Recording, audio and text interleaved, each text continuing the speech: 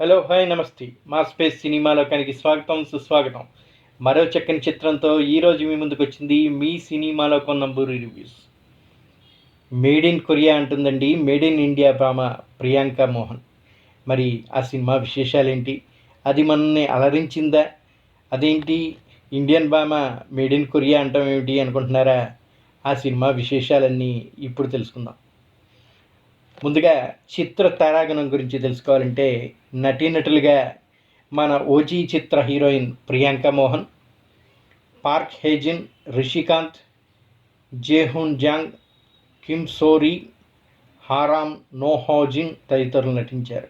దర్శకత్వం రా కార్తిక్, నిర్మాత శ్రీనిధి సాగర్, సంగీతం షెహం అబ్దుల్ హహాబ్, ఛాయాగ్రహణం ప్రసన్న ఎస్ కుమార్, కూర్పు యాంటోనీ. ఓటీటీ ప్రేక్షకులే లక్ష్యంగా రూపొందించినటువంటి ఈ సినిమా మేడ్ ఇన్ కొరియా, ఈ Indian South Korean comedy drama movie నెట్ఫ్లిక్స్లో స్ట్రీమింగ్ అవుతుంది. మన ఓజీ హీరోయిన్ ప్రియాంక మోహన్ లీడ్ రోల్లో నటించిన ఈ సినిమా ఎలాంటి అనుభూతిని పంచింది అనే విషయాలు ఇప్పుడు తెలుసుకుందాం. ముందుగా చిత్ర కథ విషయంలోకి వస్తే, షెన్బాగా ప్రియాంక మోహన్ తమిళనాడులో ఒక కుగ్రామంలో జన్మించింది. దక్షిణ కొరియా వెళ్ళాలనేది ఆమె డ్రీమ్ అంట. దానికోసం పాఠశాల రోజుల నుంచే కొరియన్ పాఠాలు వింటూ సినిమాలు చూస్తూ ఆ భాష నేర్చుకునే ప్రయత్నం చేస్తూ ఉంటుంది. పెద్ద అయ్యాక ఆమెలో మార్పు వస్తుందనుకున్న తల్లిదండ్రులకి షాక్ ఇస్తుంది షెన్బా. వారిని కాదనుకొని ప్రియుడు మణితో కలిసి సౌత్ కొరియాకు బయలుదేరుతుంది.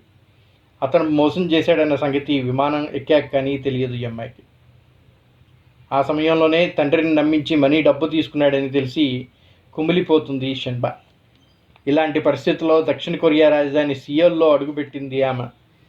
అక్కడి నుంచి ఎలాంటి సవాళ్ళు ఎదుర్కొంది అనేది కథలోకి వెళ్ళిన తర్వాత తెలుసుకుందాం. తల్లిదండ్రుల్ని కాదనుకొని ప్రియుడిని నమ్మి సౌత్ కొరియాకి వెళ్ళాలనుకున్నటువంటి షెన్బాకి ఫ్లైట్ ఎక్కాకని ఆ ప్రియుడు మోసం చేశాడనే విషయం తెలియదు. తన్నే కాదు తన తండ్రిని కూడా నమ్మించి మనీ మోసం చేసి డబ్బు తీసుకున్నాడని తెలిసి కుమిలిపోతుంది హీరోయిన్. ఇలాంటి పరిస్థితుల్లో ఆ ఫ్లైట్ దక్షిణ కొరియా రాజధాని అయిన సియాల్లో ల్యాండ్ అవుతుంది.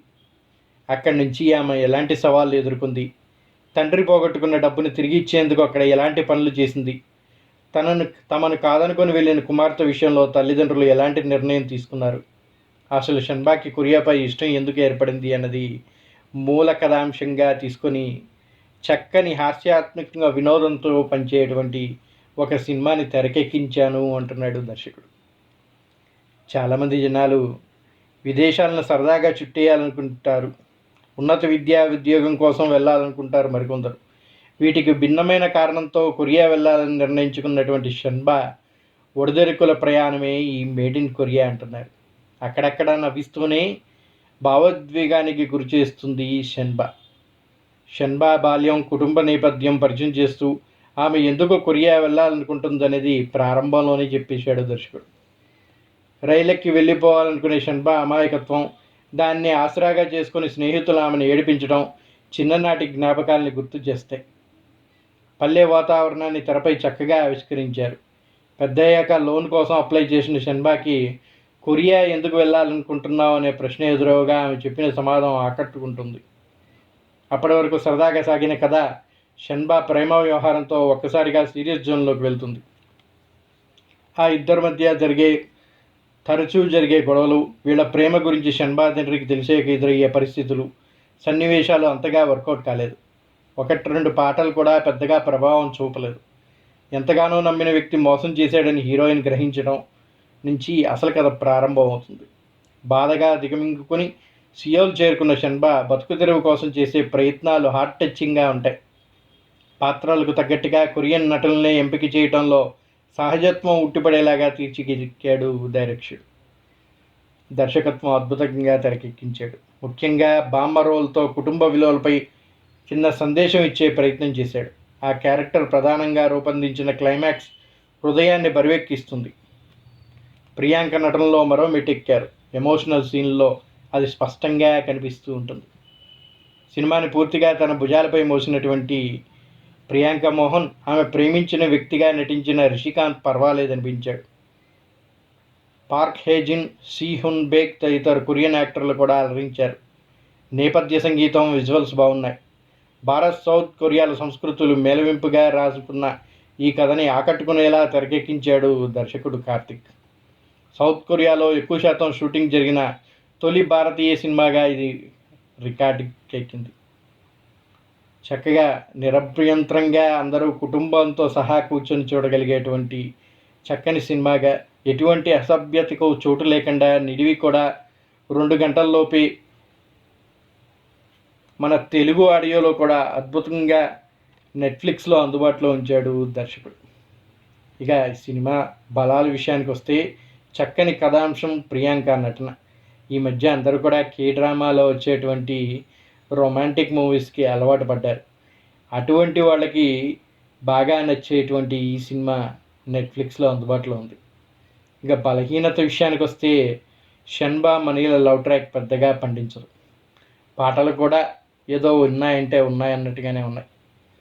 కొరియన్ డ్రామాని ఇష్టపడే వారికి మాత్రం ఈ మేడ్ ఇన్ కొరియా అద్భుతంగానే ఉంటుంది అని చెప్పచ్చు.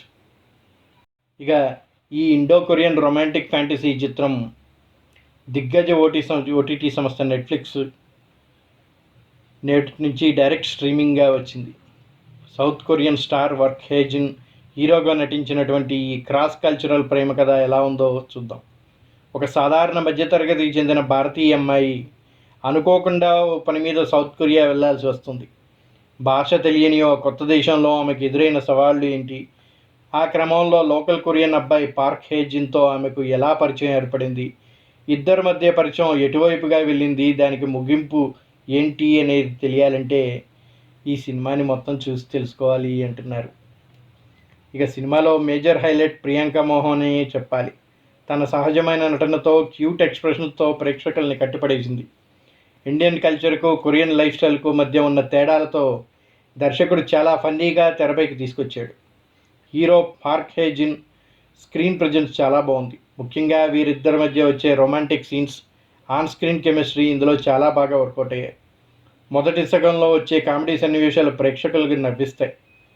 కే-డ్రామా ఫ్యాన్స్ కోరుకునే స్వచ్ఛమైన ప్రేమ, ఫ్యాంటసీ అంశాలు ఇందులో పుష్కలంగా లభిస్తాయి. సినిమా కథలో ఆశించిన స్థాయిలో ట్విస్టులు కనిపించవు. చాలా వరకు సీన్స్ మనం ముందే ఊహించేలా సాగుతాయి. కాకపోతే కే-డ్రామా స్టోరీస్ ఇష్టపడే వాళ్ళకి తగినట్టుగా రూపొందించాడు డైరెక్టర్ ఈ సినిమాని. సెకండ్ హాఫ్లో ఎమోషనల్ కనెక్ట్ ఇంకాస్త బలంగా రాసుకుంటే బాగుండేది.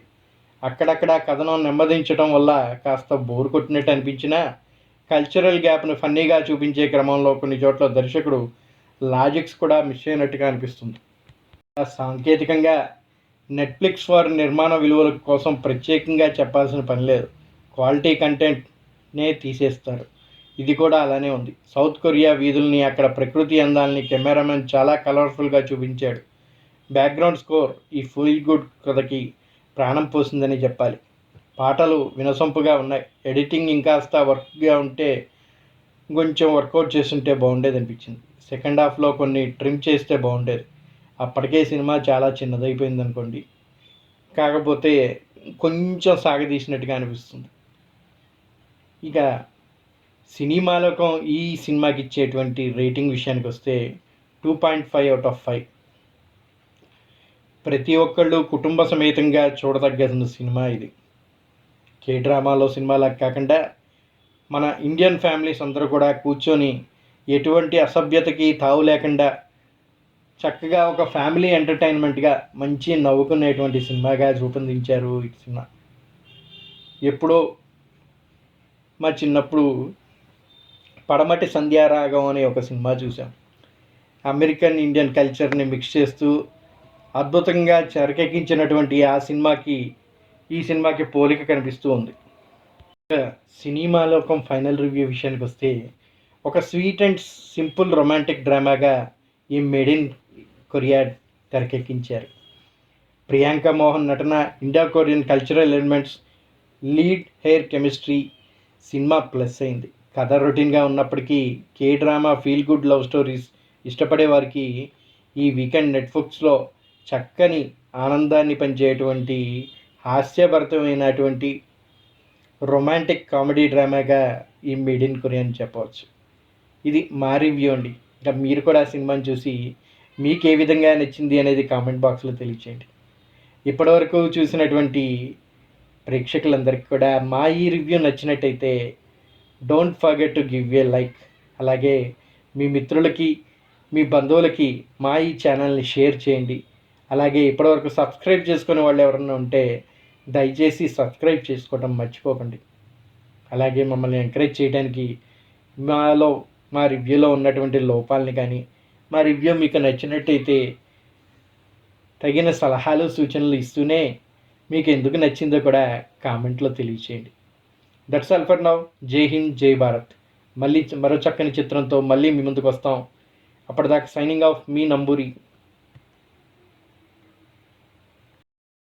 Why hospitals choose Rosa Floris when hygiene can't be compromised. Each part of our papermaking process is in line with policies on sound environmental management. Subsequently, the logs are washed, cut into small pieces, and cooked in a digester. It starts with natural plant fibers, carefully selected for their softness and absorbency. Our advanced technology labs transform these biodegradable materials that meet the highest hygiene standards into premium tissue products. From kitchen rolls to hospital bed rolls, Rosa Floris delivers the quality assurance that professionals trust. When hygiene matters most, the choice is clear.